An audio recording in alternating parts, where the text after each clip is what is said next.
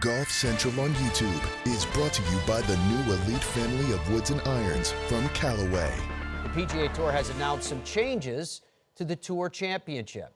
It starts with the elimination of starting strokes. 72-hole stroke play event with all players starting at even par. The best performer over 4 rounds at the Tour Championship will win the FedEx Cup. Course setup adjustments. PGA Tour Rules Committee will adjust its course setup approach to encourage more risk-reward moments. Tournament qualification. Field size will remain at 30 players for 2025. The Player Advisory Council is studying the qualification system for future years to raise the stakes on the entire FedEx Cup season and reinforce the Tour Championship as the hardest tournament to qualify for. Reigning FedEx Cup champion and PAC member Scottie Scheffler had this to say about the changes, quoting, "We want the Tour Championship to be the hardest tournament to qualify for and the FedEx Cup trophy the most difficult to win. Shifting the Tour Championship to a more straight-up format with a tougher course setup makes it easier for fans to follow and provides a more challenging test for players, which brings out the best competition." Close quote. For more on today's news, let's send you to Todd Lewis and Rex Hoggard at Muirfield Village. Matt, thank you, and that's an excellent point from Scottie Scheffler in the fact that he has endorsed this new format at the Tour Championship, and it could likely affect him more than anybody, considering at least over the last season and a half, he's been the most consistent performer on the PGA Tour. And that's a significant point, too, in the fact that this was not founded in a corporate boardroom in Ponte Vedra Beach at the PGA Tour headquarters. This was very much a player-driven, player-informed, and player-molded format placed on the Tour Championship now in Atlanta.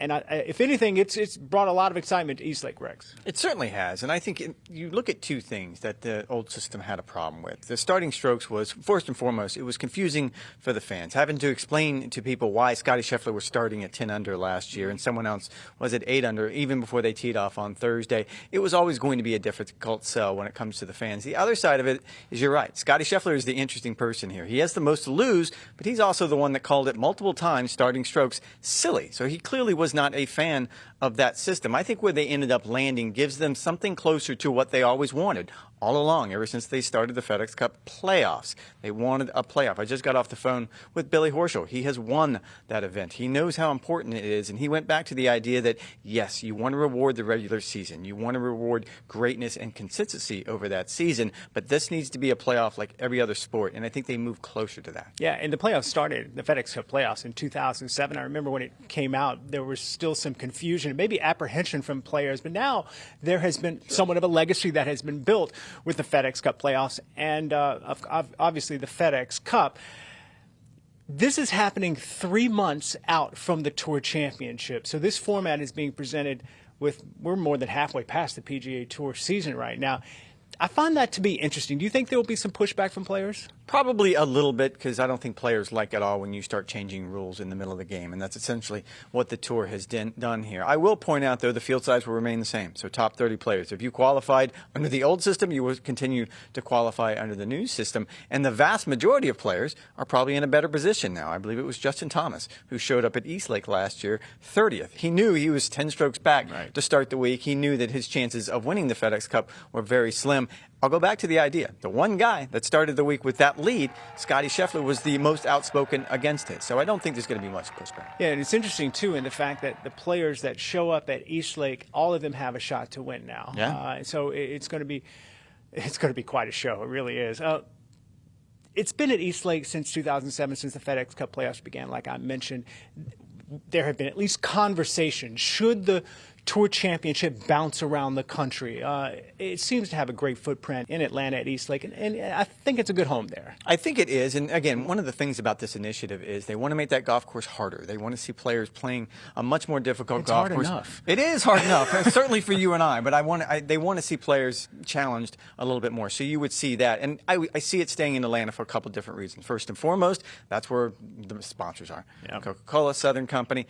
Also, Tom Cousins. What he has done with the Eastlake Foundation is very special to the Tour. Yeah, and also the Tour, the PGA Tour, the officials may turn up the ratchet, make it a little harder, tuck some pins when they're all going to be playing for that much money in that prestigious FedEx Cup. By the way, this is for this year, this format. Could change moving forward, starting in 2026. We shall see, but it will be a different Tour Championship in Atlanta later this year. Matt? Semifinal highlights, Virginia versus Florida. This is Ben James, a Virginia junior, versus Luke Poulter. He's a Florida sophomore.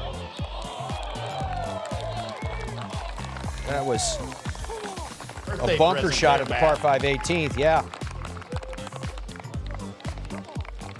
Poulter ultimately conceded there. Virginia beating Florida 4-1 to advance to the national championship. This match was crazy, Tripp. Yeah, Ole Miss versus Nobody Oklahoma wanted to win State. it. Yeah. Nobody wanted to win it. This putt was for bogey. That was for bogey on a 140-yard par 3. They play more golf. Freshman Fulber Johnson from Sweden for Oklahoma State.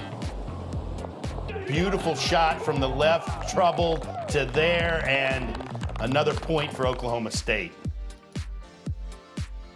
And now Eric Lee and Cohen Trolio, the match that was so exciting, but it wouldn't end. This was good golf. Both these players played quality golf all the way through. Missed eagle opportunity there, but he had a chance. He wasn't going to miss it twice, Matt.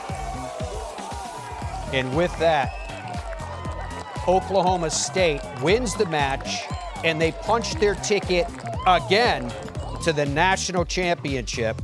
They have the most appearances all time. They've won 11 times. And there you can see the final results of what took place. As we welcome in Steve Burkowski, Brentley, Romine, who have been on site for us for the last couple of weeks. Jets, today was the quarters and the semis. The team match play was as expected, full of drama.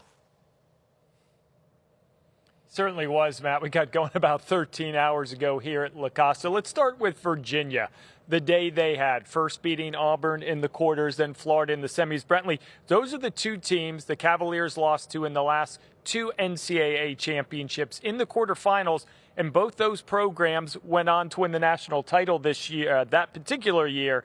This year, though, the redemption tour, if you will, continues for Bowen Sargent and his squad. Yeah, when you go back to last month and Virginia wins their very first ACC title in 70-plus years. And that confidence, I think, from knowing that they can do that and beat teams like North Carolina and Florida State, I feel like that has served them well this week. And they've taken some punches. They've gotten up. They've lost leads. But talking with Bowen Sargent, I mean, they couldn't have done it without Ben James. I mean, he is their true and trusted leader. He's a junior. He grew up with contemporaries like Luke Clanton, Nick Dunlap, Caleb Surratt. And I go back to when he played the Walker Cup a couple years ago at St. Andrews, and he wasn't having a good summer. And he got onto that team at St. Andrews and had a good week, had those guys pumping him up. And I really feel like since then, a flip has switched with Ben James. And then you add Paul Chang, the club golfer, a pretty neat juxtaposition of two stars on the Cavaliers. That's a great dynamic when you take a look at the folks from Charlottesville, Virginia. On the flip side of it, Oklahoma State. They are the standard for the last 6, 7, 8 decades in modern-day college golf. Bedlam, they took care of the Sooners in the quarters, and then as Tripp and Matt just showed, the highlights to finally dispose of Ole Miss, a scrappy Rebel team that deserves a lot of credit.